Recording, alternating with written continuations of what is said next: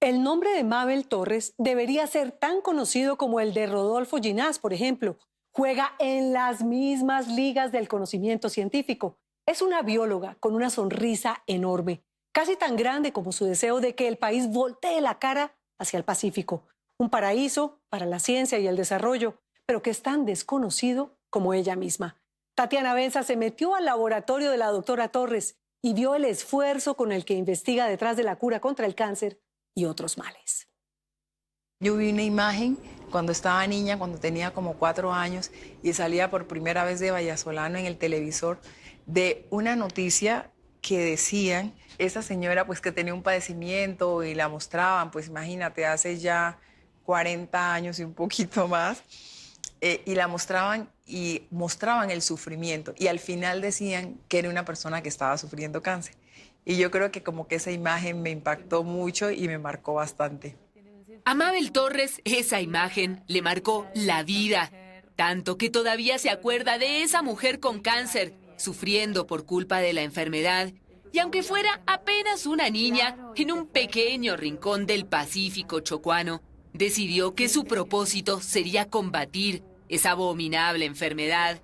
Mi papá decía que yo tenía que ser abogada porque era muy sociable, muy comunicativa. Y yo le decía, no, yo no quiero ser abogada, yo quiero ser médico y encontrar moléculas para curar el cáncer. Entonces, yo desde muy chica tenía ese sueño de la investigación. Estoy revisando la morfología del ganodermo. Al final no fue ni abogada ni médica, sino bióloga. Lo suyo era la ciencia y buscando la molécula milagrosa para derrotar al cáncer, Mabel terminó demostrando que es una de las mentes más brillantes del país. De compuestos bioactivos para cáncer que es impresionante. Si yo no dejo mi laboratorio por nada del mundo, porque ahí mezclo, no lo he podido dejar, ahí mezclo, ahí hago ensayos, ahí mejor dicho, eso es como un juego todos los días.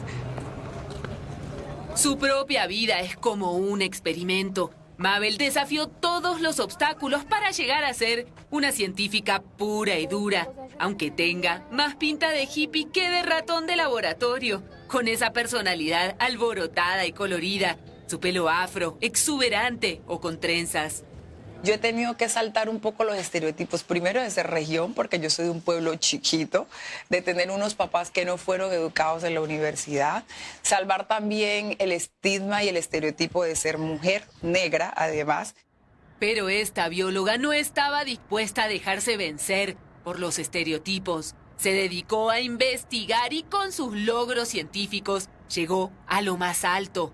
Hoy es una de las 46 grandes mentes que forman la misión de sabios, una selección de genios con la difícil tarea de pensar cómo sacar este país adelante. ¿Cuánto hace que te nombraron sabia? Mi mamá me nombró desde la barriga, pero oficialmente en febrero fuimos nombrados sabios. Fue digamos como la toma posesión oficial de la Comisión de Sabios. La nombraron en una ceremonia pomposa con el presidente. Desde entonces, comparte de igual a igual con grandes nombres de la ciencia, de talla mundial y hasta con un premio Nobel de Física. Aunque ella es, quizás, la que viene de más lejos, porque no es fácil llegar hasta aquí, viniendo desde donde Mabel nació. Habían otros niños que yo sabía que nunca iban a salir de Vallasolano porque no lo iban a... O sea, económicamente no era viable, no era posible. Entonces, yo cada vez que me alejaba era como estar más cerca, porque siempre era como con esa convicción de que tendría que regresar a devolver eso que había aprendido, a devolver eso. Mabel es la menor de 8 hermanos. Sus papás eran comerciantes. Creció en Vallasolano, al borde del mar, y en ese paraíso del Pacífico, rodeada de naturaleza, empezó a descubrir la ciencia con sus ojos de niña. Desde muy chica yo me enfrenté a la solución de cosas muy cotidianas con puras hierbas, ¿no? Que me hacían el agua de bonche o que tomaba agua de poleo para la gripa. O sea, muchas de esas cosas ya me estaban induciendo a la ciencia.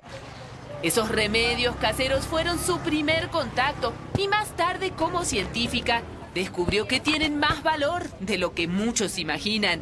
Este es el borojó y tiene propiedades emolientes. Con esas mismas plantas, frutas y hongos, ha trabajado en el laboratorio, buscando soluciones para grandes males. En su familia nunca sobró, pero jamás faltó para estudiar. Yo les dije a mis papás, a los dos, yo no quiero ser bachiller raso. Y en mi pueblo solamente había bachillerato. Entonces, yo quiero ir a hacerme un bachillerato en el que yo salga y que yo pueda hacer algo. Así salió de su pueblo con apenas 9 años. Una niña decidida a llegar muy lejos. Mabel se fue primero a un pueblo cercano y después a la capital, Quibdó, para terminar el bachillerato. Todavía soñaba con ser médica, pero ese proyecto se truncó cuando llegó a la universidad en Cali. Y me di cuenta que no, que medicina no era, que lo que yo quería era hacer ciencia. Y me metí a la maestría en microbiología médica. Y ya en microbiología médica realmente encontré ese camino de la ciencia y la investigación y fue cuando empecé a trabajar temas más aplicados de cáncer. Sabía que se le estaba midiendo a algo grande. Muchos han querido encontrar la manera de derrotar al cáncer, pero Mabel nunca tuvo complejos que la frenaran. Eso es un bisturí, aunque este está bastante oxidado. Ni siquiera hoy, que como investigadora y profesora en la Universidad Tecnológica del Chocó, en Quibdó, hace proezas trabajando con las uñas. Esta válvula de escape tiene que estar conectada. Pues para una persona no va a ser lo mismo trabajar en una universidad de provincia que trabajar en una universidad que tiene un reconocimiento a nivel internacional. O sea, eso es clarísimo. Pero sin embargo nosotros tenemos que asumir el reto. Ella nunca tuvo miedo a los retos. Después de su maestría, la aceptaron en la Universidad de Guadalajara, en México, para hacer el doctorado. Se fue sola con su hija pequeña, Luna, y allí tuvo a su segundo hijo, Tonatiuh, pero nunca dejó de estudiar ni de seguir investigando. ¿Es difícil ser mujer y científica? Sí, sobre todo encuentras muchas barreras, primero en lo emocional y cuando eres mamá con los hijos, ¿no? O sea, la gente te considera una mala madre si te vas a estudiar. Mabel seguía empeñada en su batalla contra el cáncer y en esa interminable búsqueda encontró un inesperado aliado, un hongo que la hizo alucinar. Pues este es el hongo de mis amores. Se llaman ganodermas y aunque con ese nombre suene algo exótico y difícil de encontrar, están por todos lados. Crecen en el bosque, en la selva, hasta en la ciudad y tienen forma de oreja. Crecen en los árboles, en los troncos de las maderas. Los podemos encontrar dentro del bosque o los podemos encontrar fuera del bosque. Este lo recogió ella misma, cerca de Cali. Mabel conocía las enormes propiedades de estos hongos, pero se dio cuenta de que faltaban estudios sobre las diferentes especies y cómo usarlas para tratar el cáncer. Esa fue su tesis de doctorado. Hice estudio de unas 1000 especímenes de todo el mundo, África, América tropical, América del Norte. O sea, vos ibas por África, por América, buscando hongos. Conectando y pidiendo al herbario hongos. Es otra especie. Viajó por todo el mundo recolectando hongos que después analizaba en su microscopio. Así pasó años metida en el laboratorio, haciendo ensayos, hasta que tuvo un producto para probar con pacientes.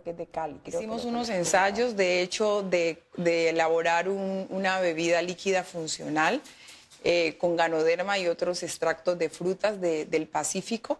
Y esta bebida, pues la tomaron algunos pacientes y tuvimos casos positivos de resolución. ¿Pacientes que tenían qué tipos de cáncer? Cervix, seno y cerebro especialmente.